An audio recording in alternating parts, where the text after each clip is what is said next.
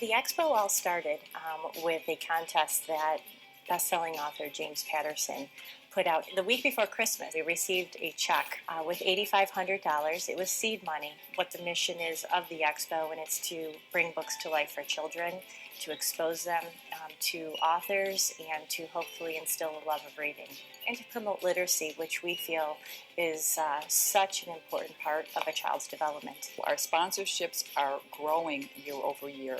We are delighted to have Read to Succeed Buffalo helping us out on this venture. To see that in one place and to realize there are these champions that are promoting literacy here in Buffalo, it was so heartwarming, and I said, I want to be part of that.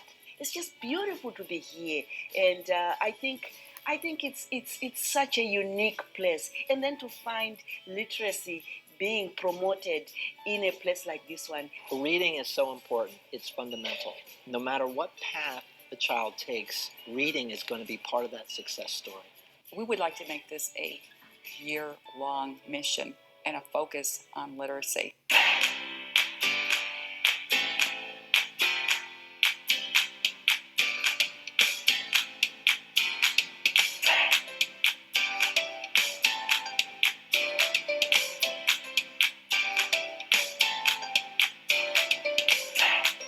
The mission of the creators of this event to bring books and reading to the kids that most need it.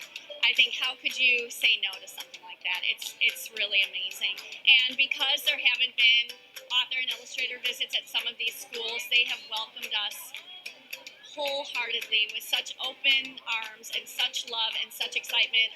I've never seen anything like it personally, and I've done huge numbers of events. I think when a child meets the author behind a book, it really helps them to see that that story has a real origin and a real story behind it. And it also empowers children to see themselves as a possible author or creator. They may not write children's books when they grow up, but every child has an important story to tell. And they have a chip, as I like to think, in their brain, and it's just ready to be clicked on. Our job as educators is to click, and parents, to get them to click in, to expose them to the things, as many things that we can expose them to. So all of a sudden they wake up and go, whoa, this is what I'm supposed to do. Reading to children not only builds a love of books, but it also boosts their comprehension, their language development, and their vocabulary. And many people don't realize that much of the power that lies in reading to a child is actually found in the conversation that you have around the book. So when you read to a child, it's really an investment in that child's future. And there's this fantastic moment where everyone comes together, like today, thousands of people, their parents bringing their kids who want to get books, which you hold and you read.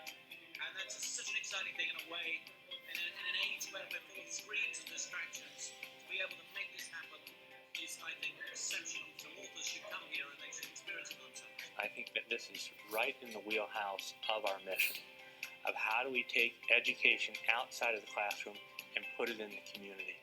And so that's why being a lead sponsor and a lead organizer of this event, this week of events, that promotes literacy awareness, I think is crucial to the mission of the college.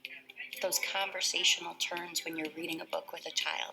You're explaining what's going on in the book. You're asking the child to put it to their life. Have you ever had this happen to you? How do you think this character feels? What's going to happen on the next page? That's what builds language and vocabulary for children. And if we're going to close that achievement gap, we need to start reading to kids as infants and toddlers. When Kim from Monkey See, Monkey Do came to us and said, I have this idea, we immediately said we have to get involved because it's just such a great concept, bringing kids and books and authors together. It's just healthy minds, healthy bodies. That was why we were all in from the beginning. And lifelong learning is an absolute necessity to be ready for a career beyond your first job. We talk about educating and developing empowered individuals, and so it's really key for students as young as they can be at age 2, at age 3, to start recognizing the power that is within them, that they are developing in order to become the fullest, the best versions of themselves possible. Whether it's race, whether it's gender or sexual orientation, religion, the only boundaries and limits that you have is yourself. And hopefully these books that you're able to see other pioneers who broke the barriers and kind of busted through. So now you can go and raise and break the next barrier and be the next ones to inspire other people and other youth and pay it forward.